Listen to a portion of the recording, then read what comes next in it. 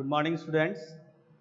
Workshop technology के आज के इस लेक्चर सीरीज में पिछले लेक्चर्स को आगे बढ़ाते हुए वेल्डिंग पोजीशंस की हम बात कर रहे थे, वेल्डिंग स्थिति की बात कर रहे थे कि जब हम वेल्डिंग प्रोसेस को इनिशिएट करते हैं तो हमारे पास कुछ स्टैंडर्ड पोजीशंस होते हैं। उसी स्टैंडर्ड पोजीशंस को फॉलो करने पे जो इफ़िशिएंट वेल्डिंग होती है वो हमें प्राप्त होती है। जो दृढ़ जोड़ हमें प्राप्त होता है वो अगर इस पोजीशंस को, वेल्डिंग की इस स्थिति को अगर फॉलो करें तो हमें प्राप्त होता है।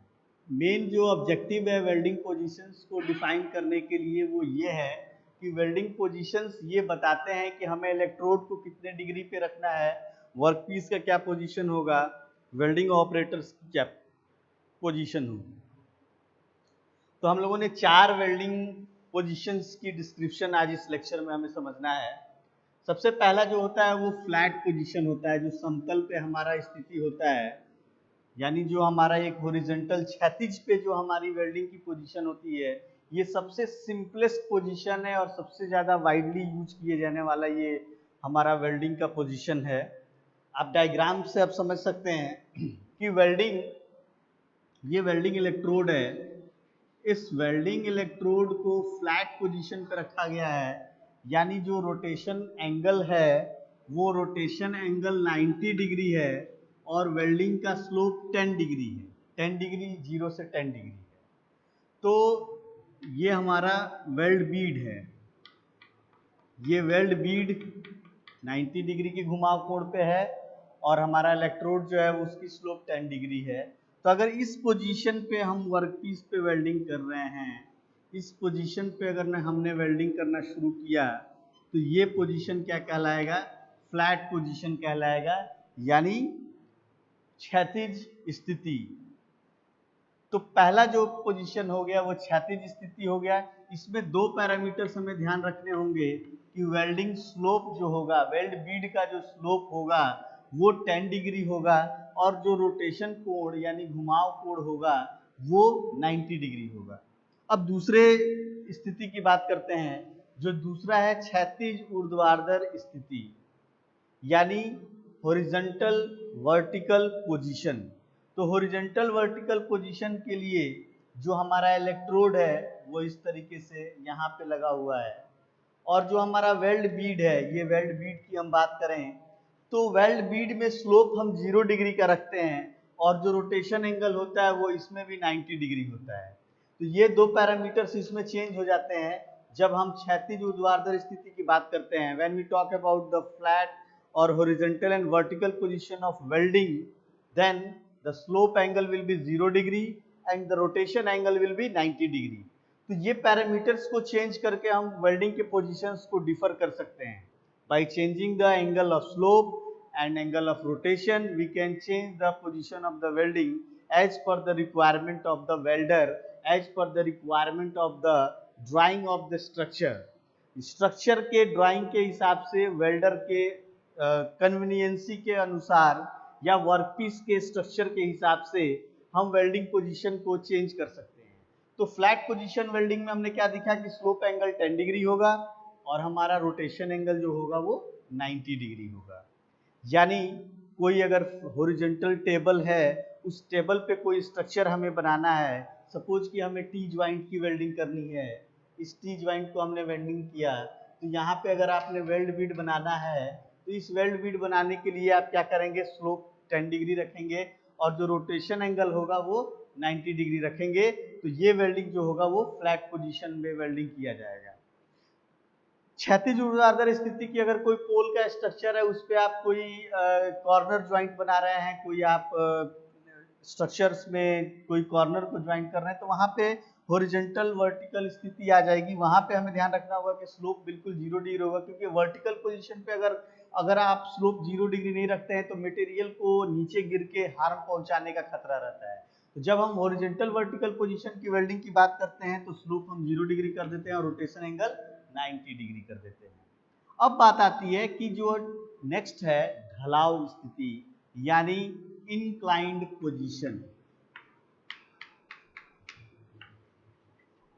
इंक्लाइंड पोजीशन ऑफ वेल्डिंग में हम क्या करते हैं इंक्लाइंड जैसे कि नाम है कि ढलाव स्थिति है, तो ढलाव स्थिति यानी किसी एंगल पे ये होगा, कोई इंक्लाइंड प्लेन पे होगा, हॉरिजॉन्टल से कुछ ना कुछ एंगल बना रहा होगा ये स्थिति, तभी इसका नाम हमने दिया है इंक्लाइंड पोजीशन। तो इंक्लाइंड पोजीशन का जो हमारा वेल्डिंग होगा उसमें देखिए कि जो स्लोप होगा वो 10 डिग्री से ज़्यादा होगा और 45 डिग्री से कम होगा, यानी जो हमारा स्लोप होगा ये 45 डिग्री से ये 90 degree and this is 30 degree and this is 45 degree, तो इस 45 डिग्री से कम होगा। और जो हमारा घुमाव कोण होगा, एंगल ऑफ जो रोटेशन होगा, वो एंगल ऑफ रोटेशन 90 डिग्री होगा।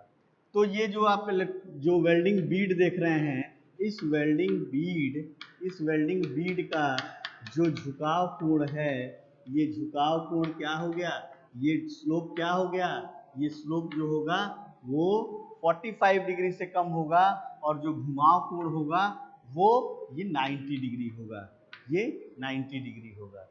तो वेल्डिंग की वह स्थिति जिसे हमें इंक्लाइंड पोजीशन पे करना हो, वर्कपीस की वह वस्तु स्थिति जो इंक्लाइंड हो, यानी कहने का मतलब कि वो झुका हुआ हो, तो वैसे स्थिति में जो हमारे प्रोसेस पैरामीटर्स, पहला जो स्लोप और दूसरा हमारा घुमाव कोण, ये दोनों की अगर हम बात करें तो घुमाव कोण जो है वो 90 डिग्री होता है और स्लोप की जो रेंज होती है वो 10 डिग्री से 45 डिग्री के बीच में वैरी करती है। तो दो पोजीशंस हम लोगों ने देखे, एक फ्लैट पोजीशन, दूसरा इंक्लाइंड पोजीशन, तीसरा क्षैतिज ऊर्ध्वाधर स्थिति और चौथा हम देखेंगे वर्टिकल पोजीशन। चौथी जो स्थिति है वो वर्टिकल पोजीशन है, यानी ओवरहेड पे आप वेल्डिंग कर रहे हैं, कोई स्ट्रक्चर है, कोई ब्रिज है, उसके ऊपर आप मुझे वेल्डिंग करना है, तो वो वर्टिकल पोजीशन पे आप वेल्डिंग करेंगे। तो ये स्टैंडर्ड के अकॉर्डिंग हम सुनिश्चित कर लेते हैं कि वर्टिकल पोजीशन पे हमारा वेल्ड बीड का एंगल क्या रहेगा और हमारी स्लोप क्या रहेगी, जिससे कि जो हमारा वेल्डिंग ऑपरेटर है वो सुरक्षित तरीके से अच्छी वेल्ड ज्वाइंट प्रदान कर सके। तो डायग्राम में आप देख सकते हैं कि जो हमारा वेल्ड बीड है वो वर्टिकल पोजीशन पे बनता जा रहा है और इसमें हम स्लोप क्या करते हैं, 45 डिग्री देते हैं, यानी पहला पैरामीटर हमारा स्लोप हो गया, स्लोप हम 45 डिग्री रखते हैं और घुमाव कोण जो है वो 0 से 180 डिग्री के बीच में रखते हैं। यानी अगर हम बात करें तो ये जो घुमाव कोण है वो 0 से 180 डिग्री के बीच में रखते हैं और जो स्लोप है वो हम 45 डिग्री रखते हैं, ताकि इस स्थिति पे वर्टिकल पोजीशन पे जो हमारा वेल्डिंग हो वो वेल्डिंग सुदृढ़ तरीके से हो सके। तो ये चार जो पोजीशन हैं वेल्डिंग्स के, ये चारों पोजीशन वेल्डिंग के हम डिफरेंट वेल्डिंग प्रोसेस में इस्तेमाल करेंगे और इनके जो मेन ऑब्जेक्टिव हैं वेल्डिंग पोजीशंस के, वो यह बताते हैं कि जो हमारा वेल्डिंग है वो सुदृढ़ तरीके से हो और जो हमारी स्लोप की स्थिति है, जो हमारा वेल्ड बीड की स्थिति है, वो हर एक वेल्डिंग के लिए, हर एक पोजीशन के लिए क्या होना चाहिए। तो इसलिए हम लोगों ने वेल्डिंग के इस चारों पोजीशन के लिए जो हमने स्लोप और रोटेशन, एंगल ऑफ रोटेशन, उसको अलग अलग स्पेसिफाई कर दिया है, ताकि जो हमारा प्रोसेस पैरामीटर है वो क्लियरली आपको समझ में आ जाए कि यदि कोई वेल्डिंग पोजीशन आपको स्पेसिफिकेशन में 10 डिग्री और 90 डिग्री दिया गया, तो 10 डिग्री और 90 यानी स्लोप 10 डिग्री है और रोटेशन एंगल 90 डिग्री है, तो इस टाइप के पोजीशन ऑफ वेल्डिंग को हम हॉरिजॉन्टल पोजीशन ऑफ वेल्डिंग कहेंगे, जैसा कि डायग्राम में है। दूसरा ढलाव स्थिति यानी inclined position. Inclined position of welding is direct position of welding in which the slope is more than 10 degree but less than 45 degree and the angle of rotation is 90 degree. It means the position of welding will be inclined when we put weld bead slope between 10 degree to 45 degree and we put angle of rotation on 90 degree, then this type of position of welding will be called as inclined position of welding.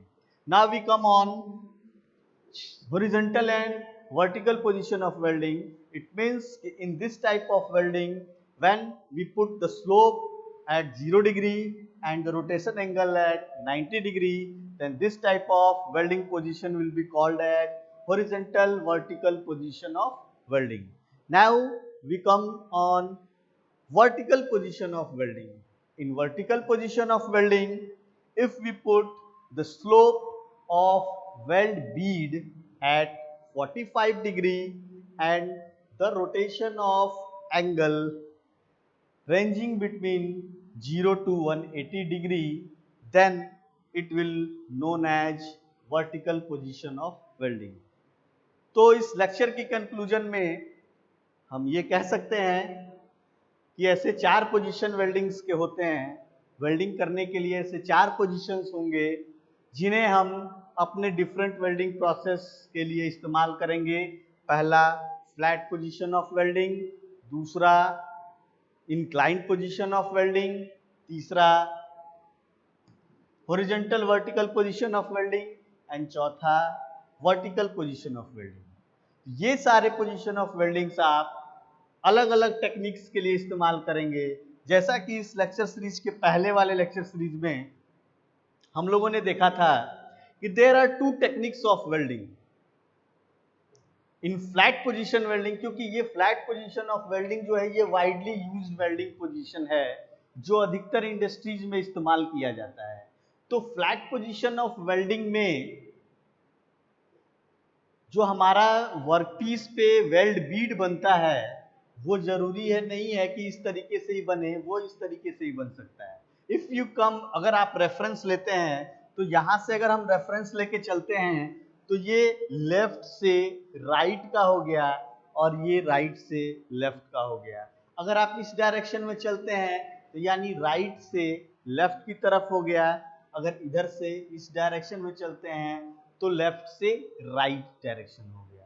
तो जो weld Beed बनने का direction है उस direction के base पे, उस direction को महत्व देते हुए हम वेल्डिंग के टेक्निक्स को भी बता सकते हैं कि अगर फ्लैट पोजीशन वेल्डिंग है तो हम उसको 2 तरीके से कर सकते हैं। पहला बाएं से दाएं जाकर, यानी अगर बाएं से दाएं जाकर हम वेल्डिंग कर रहे हैं, यानी हम सिंपल सा आपको ये बात कहें कि ये हमारा ये वेल्डिंग बीड है और हम इसे इस तरीके से लेके चल रहे हैं कि जो वेल्डिंग राइट से लेफ्ट जा रहा हो, तो इस टाइप के वेल्डिंग को हम लेफ्ट वार्ड यानी फोरहेड वेल्डिंग टेक्निक्स के नाम से जानते हैं। वहीं अगर हम इस तरीके से वेल्डिंग कर रहे हों कि हम लेफ्ट से राइट की तरफ जा रहे हैं, तो यदि हम लेफ्ट से राइट की तरफ वेल्ड बीड की मैन्युफैक्चरिंग करते हुए जा रहे हैं, यानी लेफ्ट से राइट वार्ड जा रहे हैं, तो इस टेक्निक को हम राइट वार्ड वेल्डिंग टेक्निक्स कहते हैं। तो ये चारों पोजीशंस के बेस पे हम सबसे इंपॉर्टेंट जो पोजीशन होता है, जो वाइडली यूज वेल्डिंग पोजीशन होता है, वो फ्लैट पोजीशन ऑफ वेल्डिंग होता है। तो नेक्स्ट लेक्चर सीरीज में हम लोग और जो बाकी वेल्डिंग टेक्निक्स हैं और जो बाकी वेल्डिंग पोजीशंस हैं उसे हम देखेंगे, और जो हमारे वेल्डिंग सिंबल्स हैं उनके बारे में देखेंगे, और जो हमारे वेल्डिंग टेक्निक्स हैं उनके बारे में देखेंगे। Thank you.